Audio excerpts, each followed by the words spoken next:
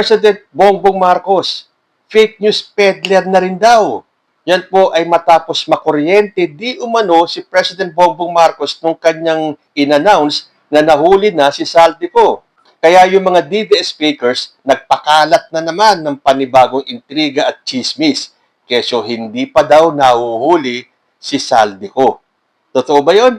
Pero bago po natin ipagpatuloy yan, doon muna tayo sa nilabas na survey ng Okta Research.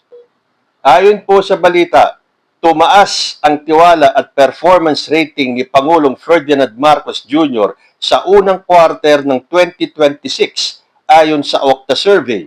Umakyat sa 54% ang kanyang trust rating mula 48% nung huling quarter ng 2025. Habang tumaas din sa 55% ang kanyang performance rating. Sa kabilang banda, nanatiling hindi nagbago ang trust rating ni VP Sara Duterte, ngunit bumaba sa 50% ang kanyang performance rating at dumami ang mga undecided na nagpapakita ng mas hati-hating opinyon ng publiko sa kanyang pamumuno.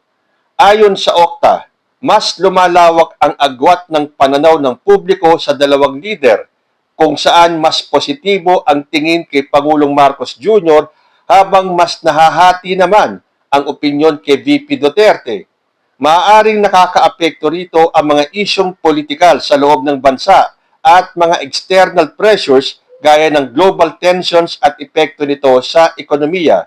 Isinagawa ang survey mula March 19 to 25, 2026 sa 1,200 respondents sa pamamagitan ng face-to-face interviews.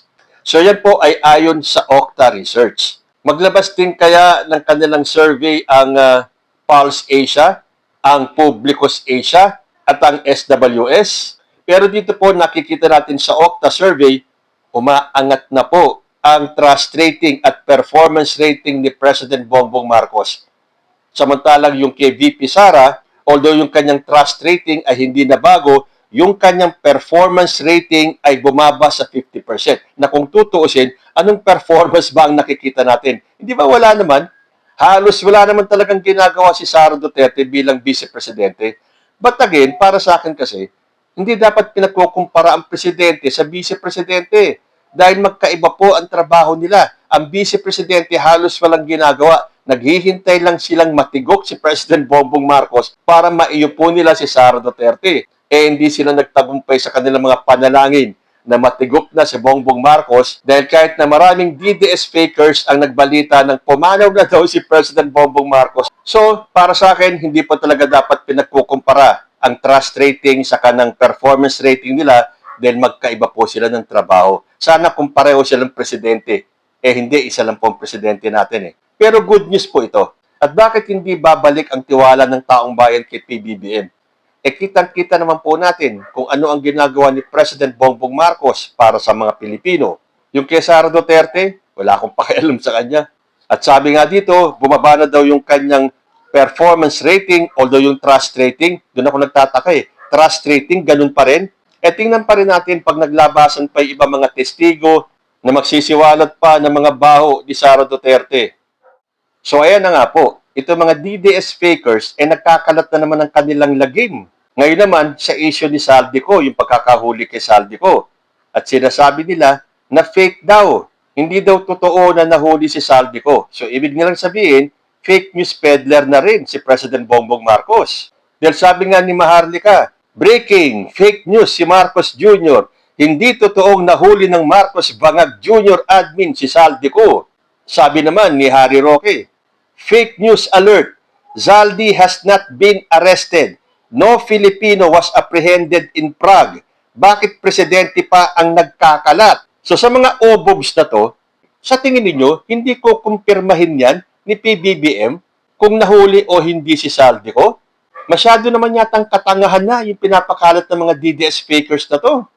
Medyo sensitibo itong isyong ito. Yung mahuli si Saldico. Tapos sasabihin nyo, fake news, walang nahuli. Sa bagay, sino bang maniniwala sa inyo? Mga fakers kayo, mga DDS fakers kayo. Pero may mga DDS naman na naniwala. Pero iba pa rin ang banat nila. Tulad nitong si Leviste. Sabi ni Representative Leandro Leviste, Hindi dapat si BBM ang mag-report sa pag-aresto kay Saldi, lalo't siya mismo ang itinuro ni Saldi bilang mastermind ng flood control. O anong gusto mo, Leviste? Sino ang dapat mag-announce niyan? Si Sara Duterte? Ang ibig sabihin niyan, hindi natatakot si President Bongbong na makaharap yang si Saldi ko ninyo. Or baka naman natatakot kayo dahil mabubuking na yung AI video na pinakalat nyo. At akala ko ba, gusto nyong malaman ang katotohanan? Hindi ba atat na atat kayo nung lumabas yung mga video nitong si Saldi ko? Nagpiesta kayo dahil yan na daw ang ikababagsak ni President Bongbong Marcos. Months after maglabas si Saldi ko ng kanyang di umano ay mga expose, sino ba ang nakaupong presidente? Di ba si Bongbong Marcos pa rin? At syempre, siya ang nagsiwalat ng katiwalian sa gobyerno. So nararapat lang na siya ang mag-announce niyan. O bakit ngayon parang aligaga kayo? Parang ayaw nyo nang umuwi rito si Saldi ko. Yun na nga ang time para malaman natin ang katotohanan. Pero itong mga DDS fakers na to, kung ano-ano talaga mga binabalita nila. Sabi nga ni Harry Roque, huwag kang basta-bastang bumalik sa Pilipinas, kundi Maninoy Aquino ka. Tinan niyo itong mga DDS fakers na to, no? Gusto pa rin nilang paniwalain ang taong bayan na si Apo Lakay ang nagpapatay kay Ninoy Aquino kahit na napatunayan ng hindi po siya. Dahil mantakin ninyo, kung talagang si Apo Lakay ang nagpapatay kay Ninoy, dalawang naging presidente natin mga Aquino, bakit hindi nila pinabuksan yung kaso?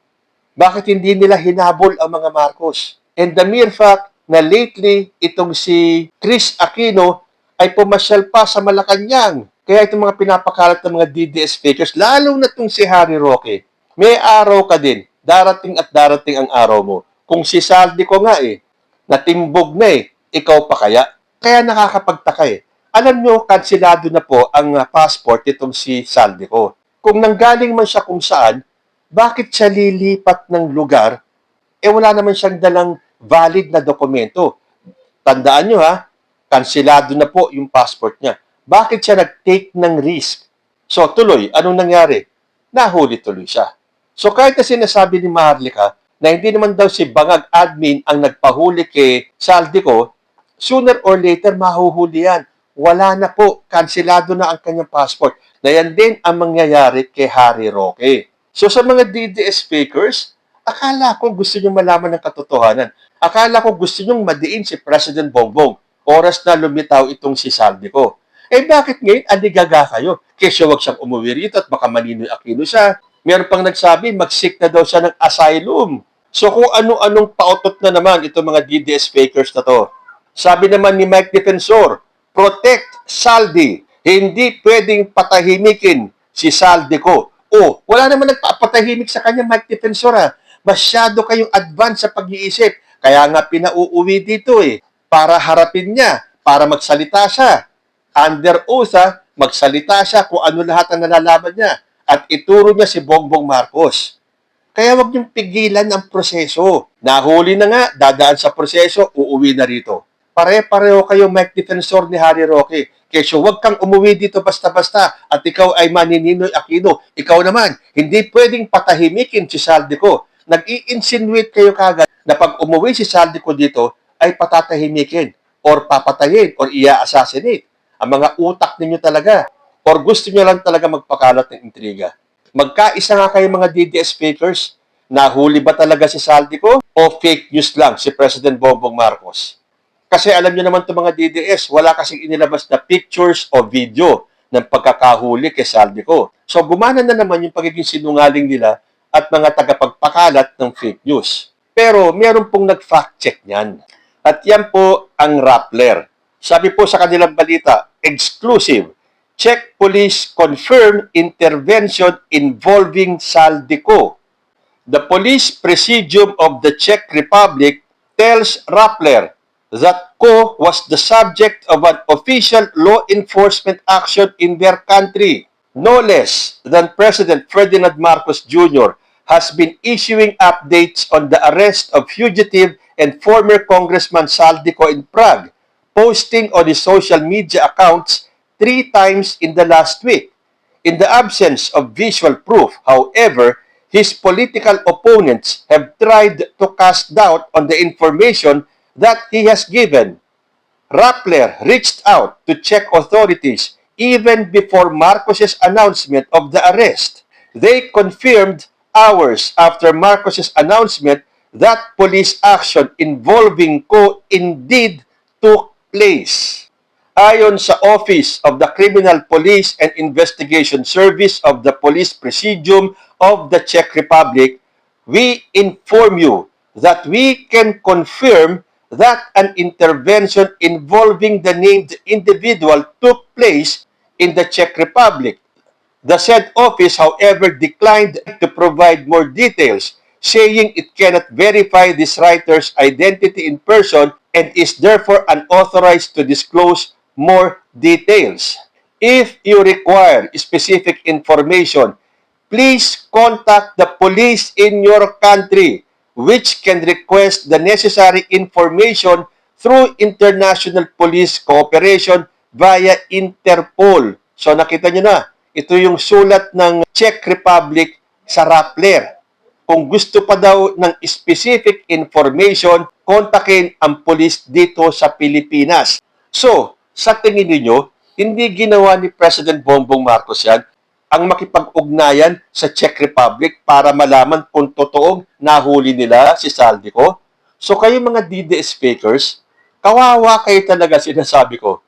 Wala kayong tigil sa pagpapakalat ng fake news kahit na mabuko kayo, kahit na mahuli kayo. Parang okay lang sa inyo. Hindi na kayo nahihiya kapag kayo ay nabubuking. Sa bagay, ang importante naman kasi sa inyo, magawa niyo yung assignment ninyo na makapagpakalat kayo ng fake news para guluhin ang isipan ng taong bayan.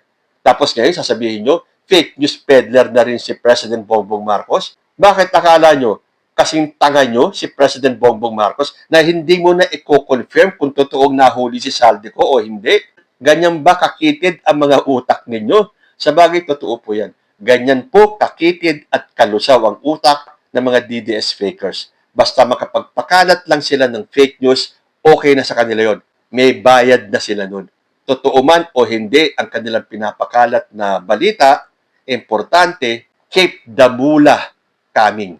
Yan po ang importante sa mga DDS fakers. So, handang-handa pong harapin ni President Bongbong Marcos itong si Saldico. Kaya po siya ang nag-announce niyan. Leviste, tanong ko nga ulit sa'yo, sinong gusto mo mag-announce niyan? Si Sara Duterte? At sa oras na makabalik si Saldico dito, may plano na po si Ping Lacson. Sabi niya, Saldico, ex-soldiers, iimbitahan sa susunod na Blue Ribbon Committee. Kapag nandito na si Saldico at pinayagan kami ng korte, pagsasabay-sabayin ko na kasi interconnected sila, si Gutesa and ex-soldiers. Pagsasabayin ko na sila para magkaalaman na kung sino ang truthful, kung sino ang nagsasabi ng half-truth, at kung sino ang nagsisinungaling. So kayo mga DDS fakers, pabayaan nyo nang makauwi si Saldico dito para magkaalaman na. Malamang kasi kayo rin ang tatamaan oras na magsalita na si Saldico. Kayo po, ano ang masasabi nyo sa pagkakahuli ni Saldico? Comment lang po down below and I will see you in my next video. Diyos, tiagina.